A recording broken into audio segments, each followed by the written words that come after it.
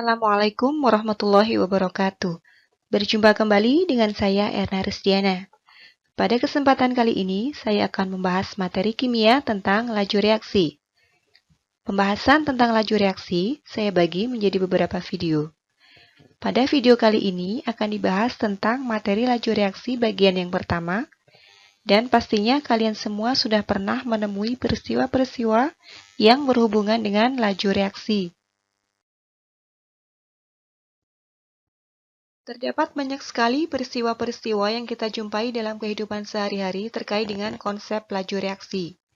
Berikut ini adalah beberapa contoh peristiwa laju reaksi yang dapat kalian temui dalam kehidupan. Pesta kembang api yang sering kita lihat pada setiap acara malam tahun baru merupakan contoh laju reaksi yang berlangsung secara cepat. Sedangkan rantai besi maupun peralatan logam lain yang berkarat dan roti yang telah berjamur karena telah melewati batas kadaluarsa merupakan contoh laju reaksi yang berlangsung secara lambat.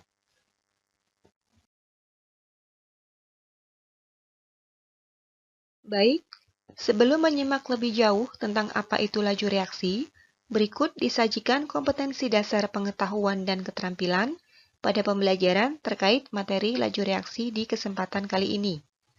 Kompetensi dasar 3.6 yaitu menjelaskan faktor-faktor yang mempengaruhi laju reaksi menggunakan teori tumbukan. Dan kompetensi dasar 4.6 yaitu menyajikan hasil penelusuran informasi, cara-cara pengaturan dan penyimpanan bahan untuk mencegah perubahan fisika dan kimia yang tak terkendali.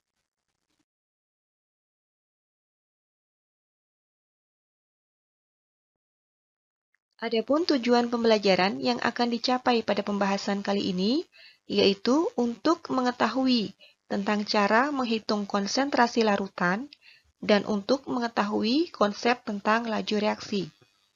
Sebenarnya, materi tentang konsentrasi larutan sudah pernah kalian pelajari di kelas 10 semester 2.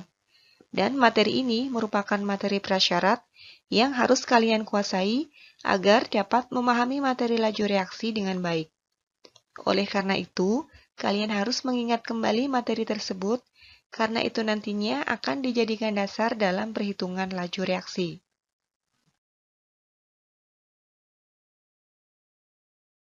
Oke, berikut adalah peta konsep tentang laju reaksi secara keseluruhan. Dengan mempelajari peta konsep ini, tentunya akan dapat mempermudah kalian untuk memahami materi laju reaksi. Laju reaksi berkaitan dengan perubahan jumlah, baik pereaksi maupun produk hasil reaksi, serta waktu yang diperlukan untuk berlangsungnya suatu reaksi kimia. Laju reaksi dinyatakan dengan persamaan laju reaksi, yang mana persamaan ini bergantung pada orde reaksi.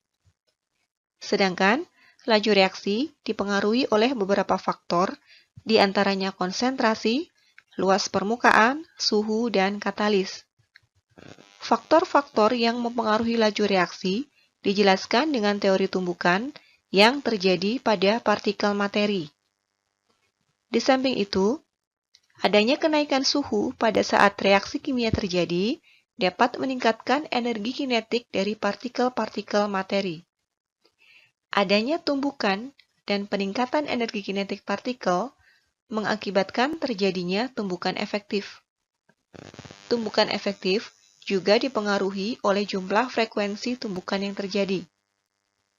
Tumbukan efektif akan dapat lebih mudah terjadi ketika partikel memiliki orientasi arah yang tepat dan dapat melampaui energi aktivasi. Energi aktivasi dapat diturunkan dengan penambahan katalis.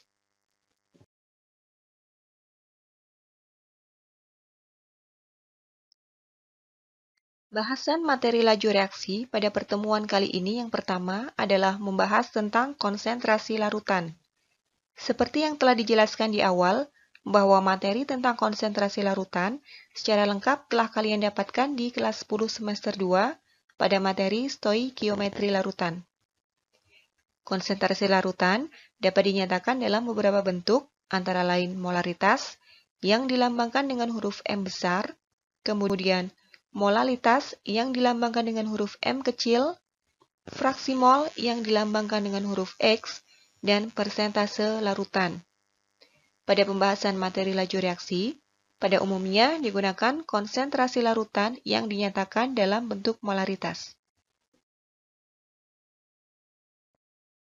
Molaritas didefinisikan sebagai jumlah mol zat terlarut dalam tiap liter larutan. Molaritas dapat dihitung menggunakan dua rumus. Rumus yang pertama, molaritas dihitung dari perbandingan mol zat terlarut dengan volume larutan. Volume larutan pada rumus ini menggunakan satuan liter.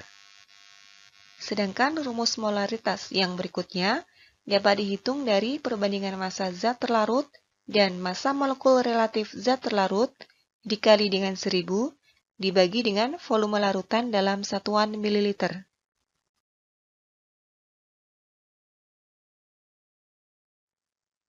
Nah, sekarang kita masuk pada konsep tentang laju reaksi. Laju reaksi dapat didefinisikan sebagai perubahan konsentrasi zat per satuan waktu. Atau dapat dikatakan bahwa laju reaksi merupakan laju berkurangnya konsentrasi reaksi atau laju bertambahnya konsentrasi produk per satuan waktu. Sehingga dapat dituliskan rumus laju reaksinya adalah sebagai berikut. Laju reaksi dilambangkan dengan huruf V kecil. Laju reaksi terhadap reaksinya dihitung dari pengurangan konsentrasi reaksi per satuan waktu, sama dengan min D konsentrasi reaksi per dt.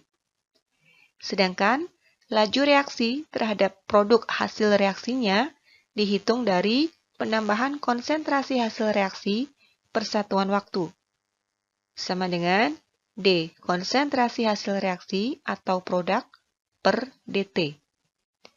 Pada rumus laju reaksi yang ditinjau dari reaksinya, di sana terdapat tanda min atau tanda negatif.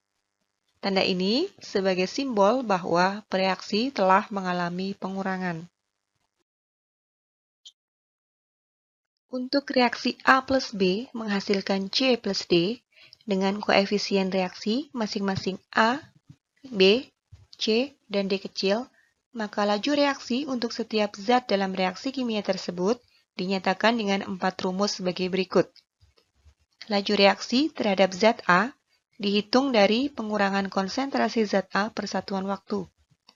Demikian juga untuk laju reaksi terhadap zat B dihitung dari pengurangan konsentrasi zat B per satuan waktu. Sedangkan laju reaksi terhadap zat C sebagai produk dihitung dari peningkatan konsentrasi zat C per satuan waktu. Demikian juga untuk laju reaksi terhadap zat D dihitung dari peningkatan konsentrasi zat D per satuan waktu. Dan perlu diingat bahwa perbandingan laju reaksi dari zat-zat dalam reaksi kimia sesuai dengan perbandingan koefisien reaksinya.